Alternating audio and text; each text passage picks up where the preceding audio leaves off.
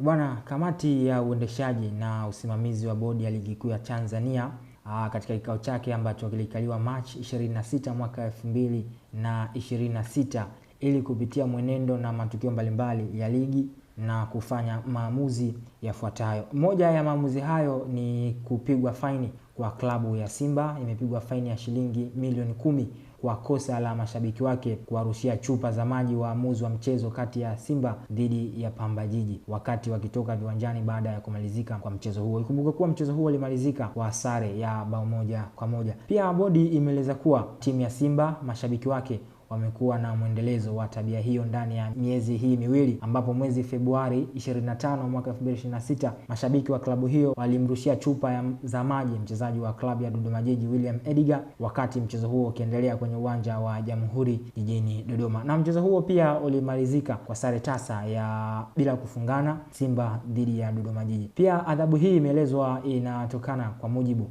wa kanuni ya 47 ya ligi kuu kuhusu udhibiti wa klabu na mazingira ya kosa la kujirudia.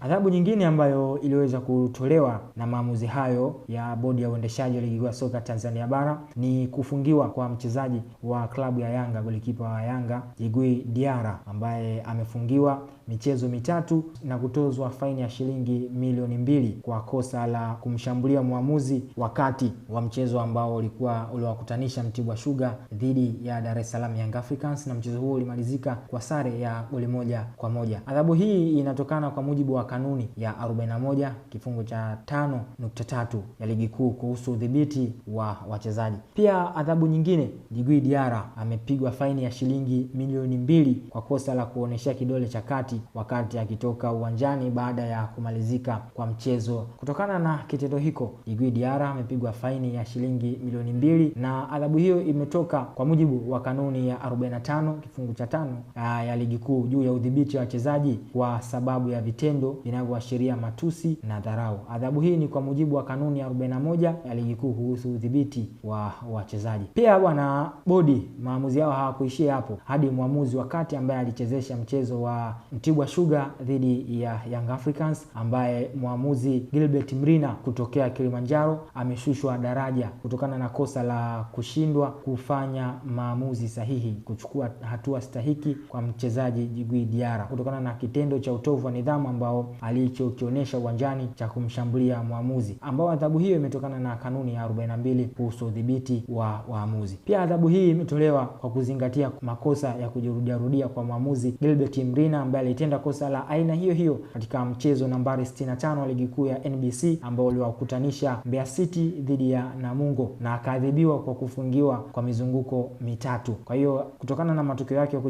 yake ya kujirudia, muamuzi Gilbert Mrina ameshushwa daraja kwa kukosea ya juu ya kutofanya maamuzi sahihi ya kutafsiri sheria ya kuchukua adhabu kwa wachezaji ambao wanaovunja sheria uwanjani. Adhabu hii bwana imetokana na kanuni ya 42 ya ligi kuu kuhusu udhibiti kwa waamuzi. Pia rungu ya adhabu hii imemkuta muamuzi msaidizi nambari 2 katika mchezo huo ambao uliwakutanisha Mtibwa Sugar dhidi ya Dar es Salaam Young Africans, muamuzi Abdulaziz Ali kutoka Arusha, na yeye amefungiwa mizunguko 5 kwa makosa ya kushindwa kutafsiri vema sheria za mpira wa miguu, ambapo katika dakika ya 36 ya mchezo ambao uliokutanisha Mtibwa Sugar dhidi ya Young Africans alinyosha kibendera juu kuashiria kulikuwa na kosa la kuotea kabla ya mchezaji Emmanuel Mwanengo kupokea pasi kutoka kwa Pacome Zouzoua. Hata hivyo bwana, bodi wamesema hakukuwa na kosa la kuotea kwa mujibu wa sheria za mpira wa miguu kwa mchezaji huyo Emmanuel Mwanengo. Kwa adhabu hiyo imetokana kwa mujibu wa kanuni ya 42 ya ligi kuu kuhusu udhibiti kwa waamuzi. Bwana, hayo ndiyo maamuzi ambayo yamechukuliwa na bodi ya usimamizi wa ligi kuu ya soka ya Tanzania bara. Tupe maoni yako kuhusiana na adhabu hizi ambazo zimetolewa na kamati ya uendeshaji na usimamizi wa ligi kuu ya soka Tanzania bara. Je, adhabu hizi zitakuwa mwarobaini kwa makosa haya ambayo yanafanyika kwa waamuzi pia na kwa wachezaji? Basi tupe maoni yako hapo chini ya comment,